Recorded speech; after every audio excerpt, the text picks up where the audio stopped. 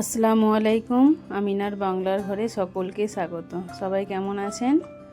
আজ আমি রান্না করছি কাঁচকলা দিয়ে মাছের ঝোল।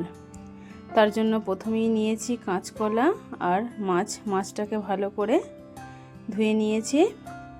এবার ভাজার জন্য মাছেতে কিছু মশলা মাখাচ্ছি, নুন আর হলুদ। এই কাঁচকলার ঝোলটা সবাই হয়তো পছন্দ করে না, কিন্তু আমি যেই রকম করে রান্না করেছি আপনাদের কাছে সেই রকম করে দেখাই। আমার খুব ভালো লাগে এই কাঁচকলা দিয়ে মাছের ঝোলটা রান্না। এখানে নিয়েছি 3টে কাঁচকলা, এরকম বড় সাইজের কেটে নিয়েছি। আর নিয়েছি আধ কিলো মানে 500 গ্রাম মতো আলুগুলো এরকম বড় সাইজের কেটে নিয়েছি। কাঁচকলাটা কালো না হওয়ায় প্রথমেই একটু হলুদ মাখিয়ে নেব। এই দেখুন, 1 চুটকি বরাবর হলুদ নিয়েছি, ভালো করে কাঁচকলার সঙ্গে মাখিয়ে নেব, কাঁচকলাটা যাতে কালো না হয়ে যায়। এই দিকে গ্যাসের ওপর কড়াই বসিয়ে দিয়েছি, মাছ ভাজার জন্য তেল দিচ্ছি আর মাছগুলো ভালো করে ভেজে নেব।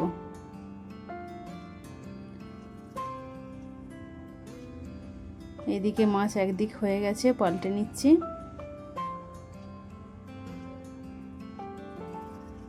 এক এক করে পাল্টে ভালো করে মাছগুলো ভেজে নেব।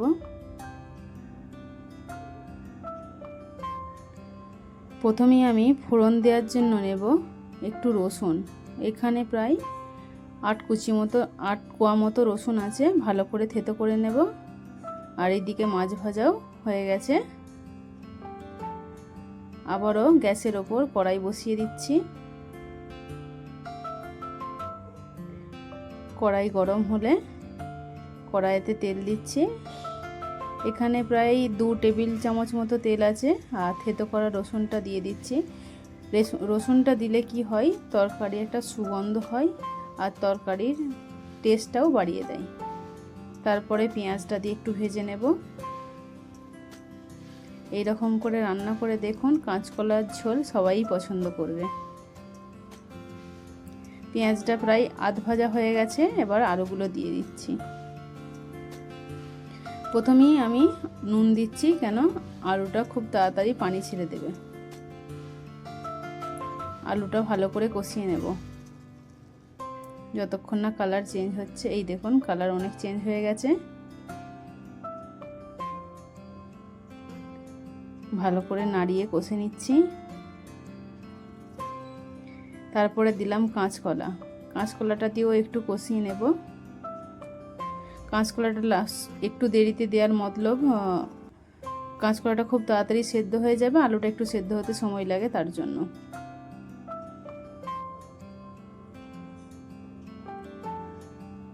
প্রায় আলু কষানো, কাঁচকলাও কষানো হয়ে গেছে। এবার মশলা দেব। এখানে মশলা দিয়েছি 1 চামচ লঙ্কার গুঁড়ো, 1 চামচ হলুদের গুঁড়ো, 1 চামচ ধনের গুঁড়ো। লাস্টে একটু লঙ্কা আরও দিলাম।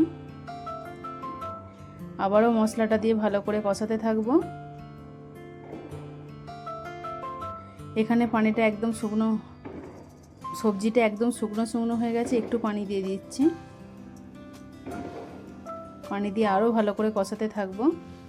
দেখুন, আলু আর কাঁচকলার সঙ্গে মশলাটা একদম মাখো মাখো হয়ে গেছে।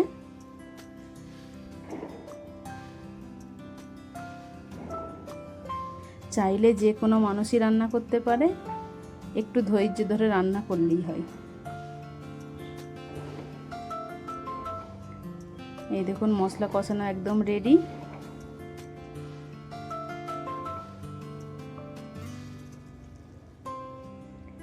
এইবারে পানি দিয়ে দেব। মশলা থেকে একদম তেল ছাড়ো হয়ে গেছে। দেখুন, এখানে সবজি ডুবো পানি দিয়ে দিচ্ছি।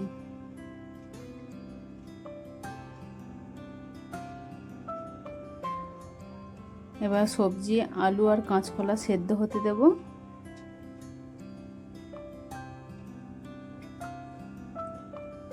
ঢাকা দিয়ে দিচ্ছি। প্রায় আমি 10 মিনিট তরকারিটা ফুটিয়েছি। এবার দেখি আলুটা কত কি সেদ্ধ হয়েছে।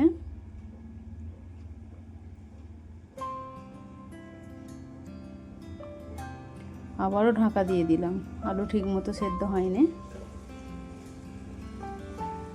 আমি কিন্তু আলু আর কাঁচকলা সেদ্ধ হয়ে যাবার পরই মাছটা দিই, কেন মাছটা দিয়ে আমি বেশিক্ষণ ফোটাই না। আসলে তরকারি কাঁচকলা দেওয়ার পরে রান্না করলে তরকারির রঙটা একটু পরিবর্তন হয়েই যায়। এখানে আমাকে একটু নুন কম লাগছিল, নুনটাও দিলাম, আর আলুও সেদ্ধ হয়ে গেছে। এবার মাছগুলো দিয়ে দেব। দেওয়ার পরে মিনিট 3 ফুটিয়ে ঢাকা দিয়ে বন্ধ করে দেব।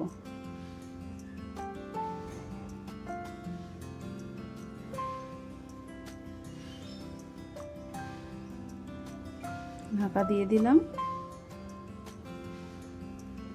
হয়ে গেছে মিনিট 3।